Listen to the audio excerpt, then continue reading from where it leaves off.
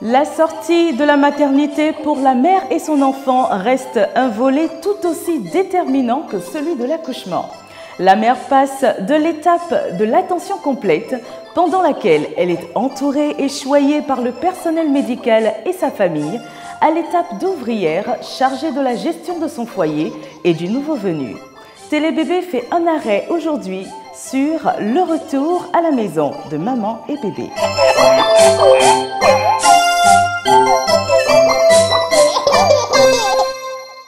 Même si vous vous sentez en pleine forme, souvenez-vous que l'accouchement est une épreuve épuisante. Aussi, prenez garde à ne pas surestimer vos forces.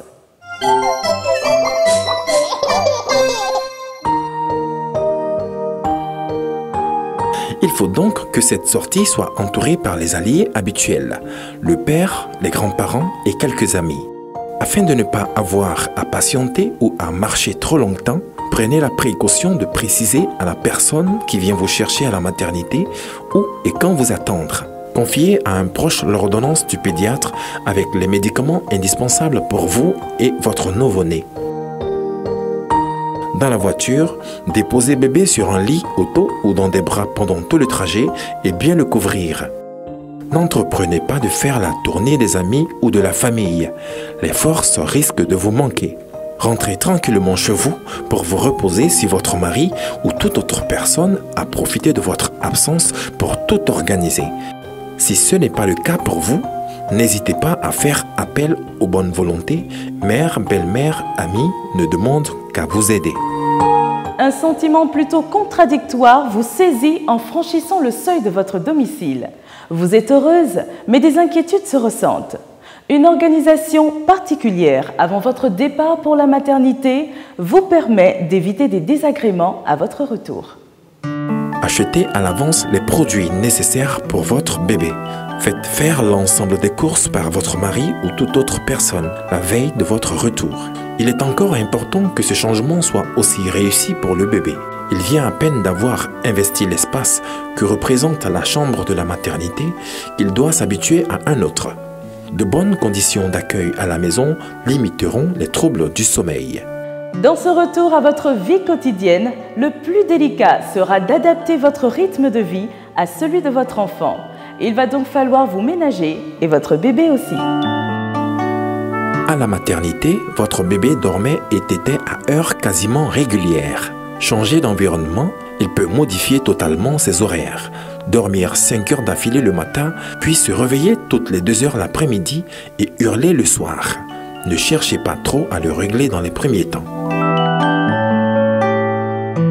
Ne réveillez pas votre petit ange sous prétexte qu'un invité ne l'a pas encore vu. Cela vous évitera bien des soucis et surtout une soirée agitée. Pour préserver votre repos, même le téléphone portable doit être utilisé avec modération. Préservez vos moments d'intimité. Remis aux parents dès la naissance, cet important instrument leur permet un contrôle permanent de la bonne santé de leur enfant et les accompagnera pendant de longues années. Bon pour bébé s'intéresse aujourd'hui au carnet de santé.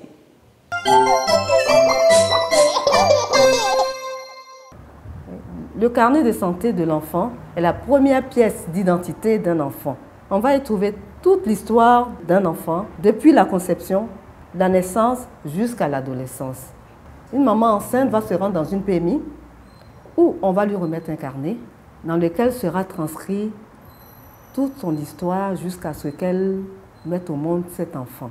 On va y inscrire des examens biologiques, des affections survenant au cours de cette grossesse, les médicaments qui ont été pris, tout ce qui concerne l'aspect social de cette maman. À la naissance d'un enfant, il sera noté. C'est ce que nous appelons la cotation d'Apgar. Cette cotation va nous donner des valeurs allant jusqu'à 10. Nous allons retrouver dans ce carnet le calendrier vaccinal, à quel âge il faut faire tel vaccin, quels sont les rappels, des cas de maladie aussi seront notés. Dans le carnet de santé, vous allez noter par exemple la courbe de poids qui va donner des informations sur la croissance de cet enfant. Tous ces éléments-là figurent dans le carnet de santé. C'est un carnet qui est universel. tout médecin, tout pédiatre qui va voir ce carnet va savoir l'histoire de votre enfant. C'est pourquoi nous demandons aux parents de prendre soin de ce carnet. Ce n'est pas un objet banal, c'est la première pièce d'identité de l'enfant.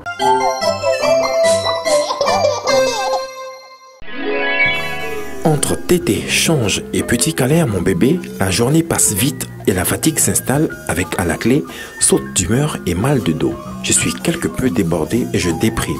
Que dois-je faire? 10 à 20% de mamans sont effectivement déprimées du fait de la nouvelle organisation qui s'impose. La journée devient courte. Maman doit s'occuper de bébé.